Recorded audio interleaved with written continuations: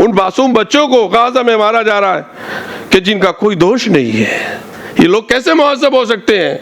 मैं तो ये समझता हूँ, मुझे डर लगता है कहीं सब मजहबों की वैलिडिटी ख़त्म न कर दी जाए गाज़ा के बाद, कि तुम में से कोई नहीं उठा मेरे बंदों के लिए, मेरे मासूम बच्चों के लिए। इसलिए बड़े डरने की बात है। और सिख समुदाय को जिस तरह से मुसलमानों के अंदर फाड़ कराए जा रहे हैं, उनकी तहजीब पर, उनके मजहब पर, उनकी इबादत गाहों पर हमले हो रहे हैं, सिख समुदाय को तो पार्टीशन के वक्त से ही निशाना बनाया जा रहा है, बल्कि पार्टीशन में उनका यूज़ किया गया, उनका इस्तेमाल किया गया। और सबसे ज़्यादा नुकसान सिख तहजीब का हुआ, जो हमारी हिंदुस्तान की सच्चाई की, गुरु नानक जी की बनाई हुई तहजीब थी, उस तहजीब को बांटा गया कि मज़ाहिब जोड़ने का काम करते हैं, तोड़ने का काम नहीं करते हैं। और इंशाअल्लाह कोई मजहब ना ख़त्म होगा, ना कोई तहजीब किसी के ख़त्म करने से होगी। आज हम फिर एक लंबे अरसे के बाद उसी तरह भाइयों की तरह इंसानियत को बचाने के लिए, मुल्क के अमन व आश्ती को बचाने के लिए, अदल व इंसाफ को बरकरार रखने के लिए अपने कांधे से कांधा और कदम से कदम मिलाकर अपनी हर कुर्बानी देने के लिए तैयार हैं। सियासत अपने अहंकार में, अपने तकब्बुर और गुरूर और घमंड में आती है तो वो मज़हब की रूह से, मज़हब की, धर्म की आत्मा से, इंसानियत की आत्मा से जब भटकने लगती है तो सच्चे धर्म गुरु, सच्चे मज़हब के खादिम अपनी खानकाहों से, अपनी इबादत गाहों से निकलते हैं, चाहे वो जिस धर्म के हों, और वो इंसानियत को सही दिशा और सही रुख देते हैं। मुग़ल पीरियड में जिस तरह के कुछ वाक़यात पेश आए, जिसके लिए मौलाना मोहम्मद अली जौहर का जिक्र उन्होंने पेश किया कि उन्होंने लाहौर में ये कहा था कि अगर मुस्लिम फरमा रवाओं ने कुछ गलतियां उनसे हुई हैं अहंकार में, तो मोहम्मद अली जौहर और मोहम्मद अली शौकत, हम दोनों भाइयों की गर्दनें सिख भाइयों के चरणों में हाजिर हैं कि वो हमसे इंसाफ का तकाजा पूरा कर लें। ये कोई मामूली बात नहीं थी, लेकिन इस बात को कहने के लिए भी जिगर गुर्दा चाहिए और मानना चाहिए। लेकिन उससे बड़ी बात जो इस मजमे में कही मोहतरम दया सिंह जी ने, कि जब औरंगज़ेब को ये पता चला कि मुझसे गलती हुई तो इस सदमे को सहार ना सके और 15 दिन के अंदर ही उनका इंतकाल हो गया। ये एक हकीकत है।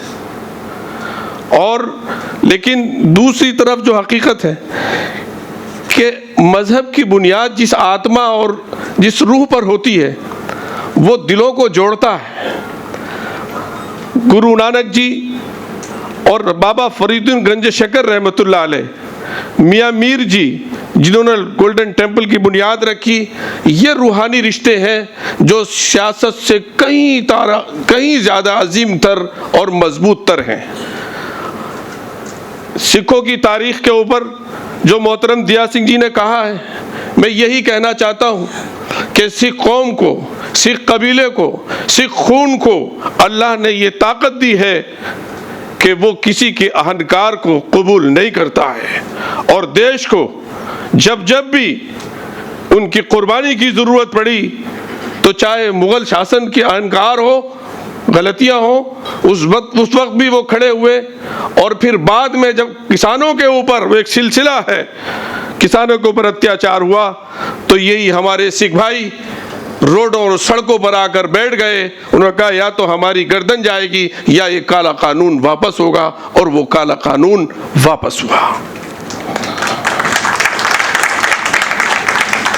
मेरे अजीज सिख भाइयों और बहनों, आज का ये लम्हा हम सब के लिए और ख़ास तौर पर इस हमारे अजीम सेंटर मुबारकबाद के काबिल है कि उन्होंने आपको इस्तकबाल कहा है।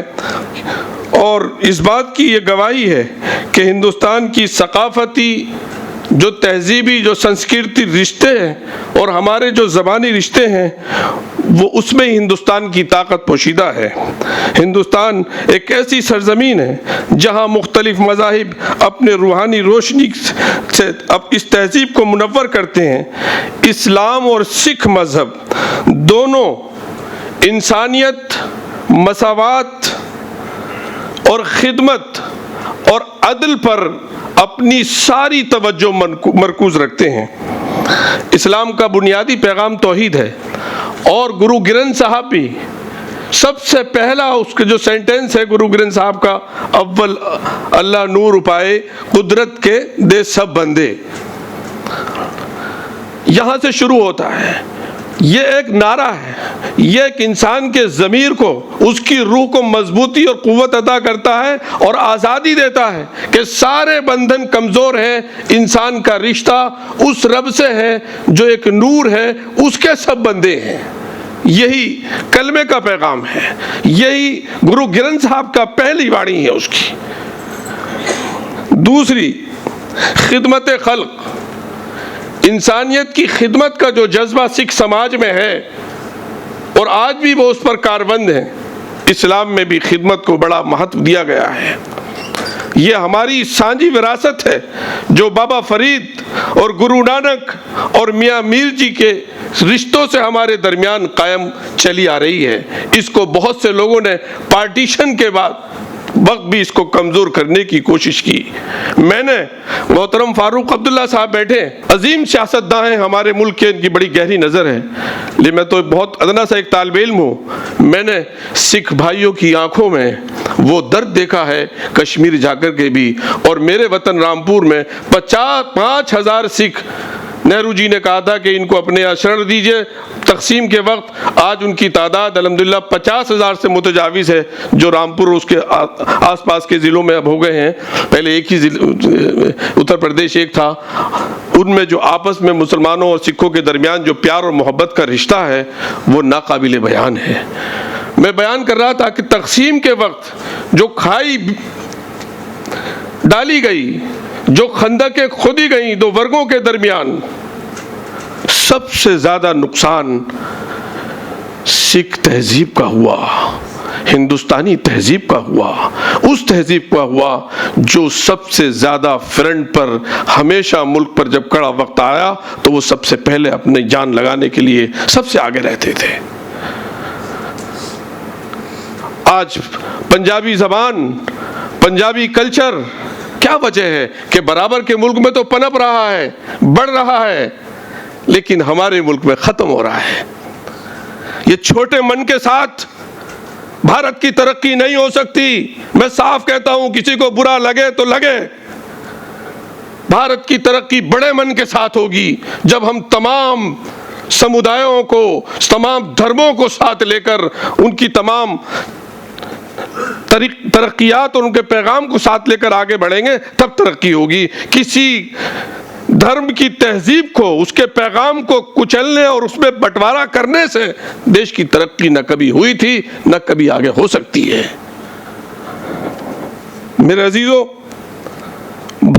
बात बहुत दूर तक जाएगी जब तहरीक, जैसे सब कुछ दया सिंह जी कह चुके हैं कि जब तारीख के पन्नों को अगर पलटा जाएगा तो छींटे बहुत दूर तक जाएंगे, लेकिन बहुत दिनों तक सच्चाई को, इंसाफ को महरूम नहीं रखा जा सकता। आज हिंदुस्तान की तारीख एक अजीम दोराहे पर खड़ी है। मेरे अजीजों, मेरे सिख भाइयों, आपका आना यहां मुबारक है। यकीन मानिए, अगर आपके कदमों को धो करके और उसको रखा जाए तारीख में, तो ये वजह बहुत बड़े चीज़ होगी कि आप चल कर के हिंदुस्तान को बचाने के लिए आए हैं, हिंदुस्तान की तारीख को बचाने के लिए आए हैं। आज तारीख को पलटा जा रहा है। जो हुक्मरानों की गलतियां होती हैं, जो आइन कार के खिलाफ सिखों की आवाज़ थी, उसको ये रूप दिया जा रहा है कि गोया कि वो मजहब से लड़े थे। मजहब से कभी नहीं टकराता, हैवानियत से टकराती है। मजहब से कभी नहीं टकराता। और जो कुछ गाजा में हो रहा है, क्या आप समझ रहे हैं कि मजहब से टकरा रहा है?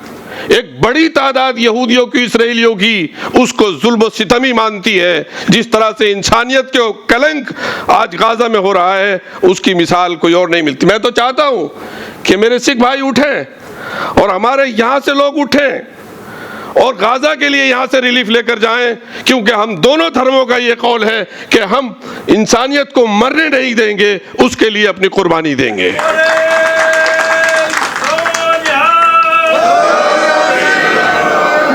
वाहे गुरु की फतह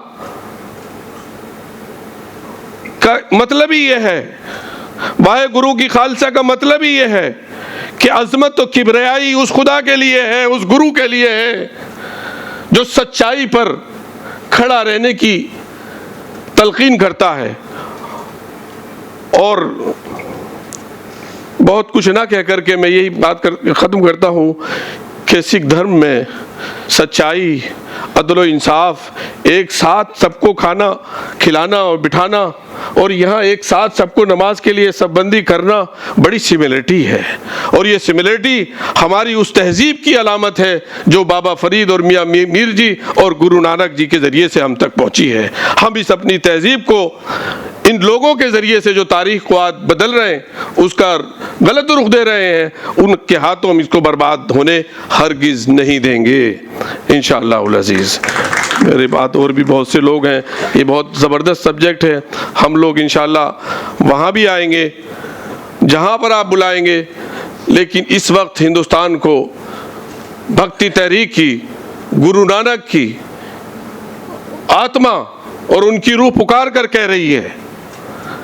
जिस सरजमीन पर नानक ने वहदत का गीत गाया, इंसानियत, अदल, इंसाफ का गीत गाया, गुरु तेग बहादुर जी, देखिए उधर क्या हो रहा था, औरंगजेब के लोगों ने क्या मिसगाइड औरंगजेब को कर रहे थे, उससे मतलब नहीं।